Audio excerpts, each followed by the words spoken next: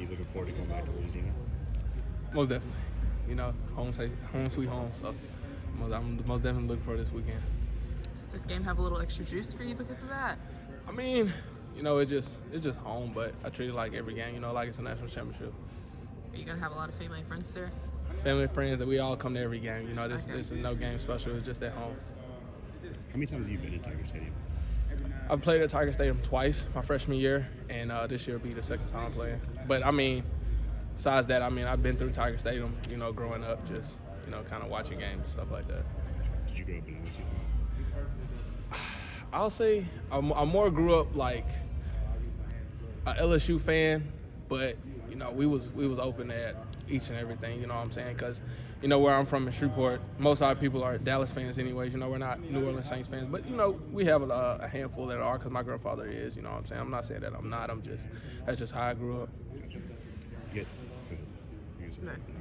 You got a familiar face over there in Aaron Anderson. Just how good is it going to be to see him? It's going to be great to see Aaron, you know what I'm saying? I haven't seen him in, a little minute, and the progress he's made this season, is just, a sight to see for him. What have you thought about your role in the offense and how it's kind of evolved over the course of the season? The coaching staff, they're still figuring out things, still figuring out ways to use, each and every last one of us, everybody in every position. So, it's just something that we keep walking into each and every week, trying to, excel at the next level. You're a versatile player, though. Are you kind of just open to anything that they throw at you? Anything that'll win the game for us, I'm open to do it.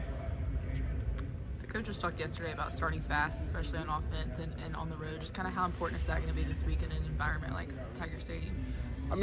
Starting fast is key because, the momentum is probably not already on our side when you play a, away game. So things like that can kind of boost you ahead to have momentum now on your side, where then the fans or the stands might be quiet, and then that's when you can take over games and shut them out. They're saying it could storm pretty bad over there. Is that something you guys monitor or prepare for? And then how do you prepare for that if the weather is something that, you can't necessarily prepare for, because, they can say it can rain and then it be sunny, or they can say it be sunny then it rain. We just tackle it as it goes. How much does that actually affect you? As a receiver, you got to catch the ball, but is that really kind of factor, or when you get into the game? Honestly, you can make an excuse and say the ball was wet, but at the end of the day, I got a job to do and I need to get it done. It's a lot easier to catch with gloves.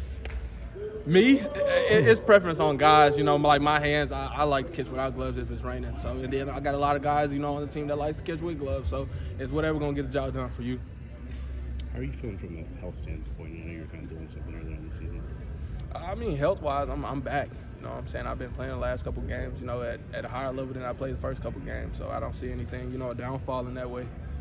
You feel like the bye weeks are beneficial to continue to get healthy? Most definitely. Resting your body is key, and, getting rehab and going to stand in trainer room and stuff like that is definitely key, especially this bye week has been, key for that.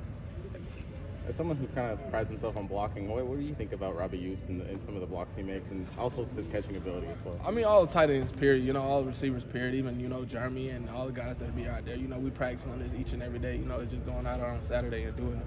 So they just executed, at a high level just like I do and all the other guys.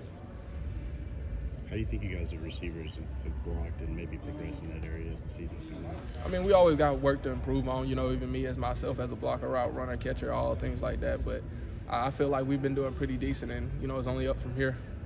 With Cole going down with his injury, have you seen some of the younger guys maybe step up and with opportunities that they did not get? Our younger guys have always been ready. Rico, Scott, Bubba Hampton, Turbo, guys like that, they've always been ready. Just Cole going down is just, an accident that happened to happen. But the guy behind him is ready, because that's what we prep here. The guys behind him are always ready for when their name or number is called.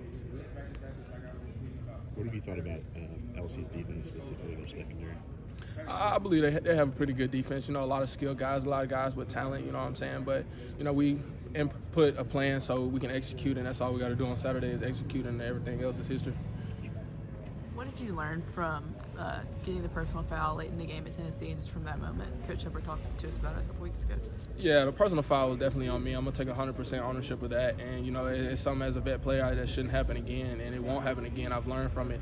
And, we're moving on to the next game. We're playing LSU this weekend. Where do you feel like the focus of this team is at heading into these Final Four games, kind of with your backs up against the wall?